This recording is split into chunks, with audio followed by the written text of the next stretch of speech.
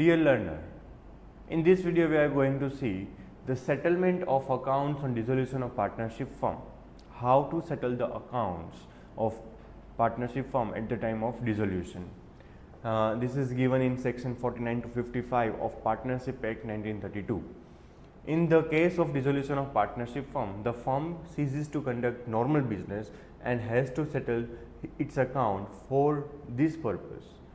All the assets are sold out and the liabilities are paid off. It is known as settlement of account. At the time of dissolution, whatever assets that business has, वो सारी की सारी assets हमें क्या करनी पड़ेगी, बेच देनी होगी एट द मार्केट वैल्यू. उसमें से जो भी रुपीज़ आएंगे that will be paid to our liabilities. And उसके बाद अगर कुछ बचता है then partners will distribute in their profit sharing ratio. The following is the mode of settlement from the proceeding of the sale of the firm. Firm को हमने cell किया है, फर्म की एसेट सारी सेल करेंगे तो उसमें से जो भी प्रोसीडिंग मिलेगा उसमें सबसे पहले पेमेंट होगा एक्सपेंस ऑफ रियलाइजेशन.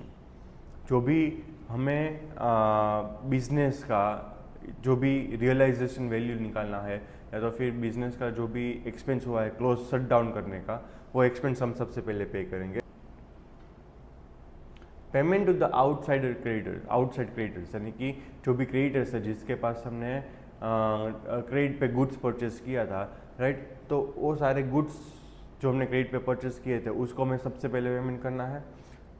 बैंक से लोन ली है तो उसको भी पेमेंट करना पड़ेगा. Loan and advances made by partners spouse.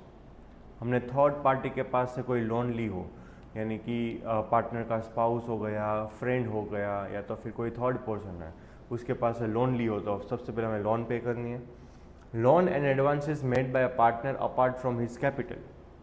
अगर पार्टनर ने अपने कैपिटल के अलावा कुछ एडिशनल लोन दी हो पार्टनरशिप फर्म को तो वो भी हमें first of all settle down करनी पड़ेगी.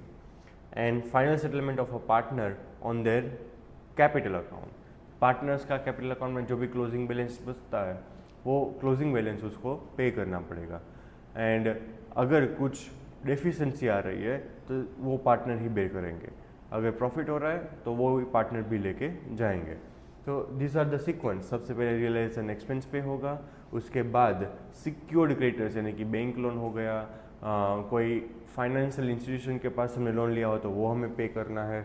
उसके बाद आउटसाइड क्रेडिटर यानी कि जिसके पास हमने गुड्स क्रेडिट पे परचेस किया है वो गुड्स का पेमेंट, वो क्रेडिटर्स का पेमेंट हमें करना है. उसके बाद अगर पैसे बचते तो स्पाउस का जो भी लोन है या तो फ्रेंड के पास से कोई लोन लिया है तो वो भी हमें पे करना पड़ेगा. उसके बाद पार्टनर्स लोन, पार्टनर ने फर्म को लोन दी है तो पार्टनर की लोन पे करनी पड़ेगी. एंड देन आफ्टर अगर कुछ बचता है तो पार्टनर अपने कैपिटल में लेके जाएगा. एंड अगर कुछ डेफिशिएंसी है तो partner will bring the amount and settle down their accounts. Thank you.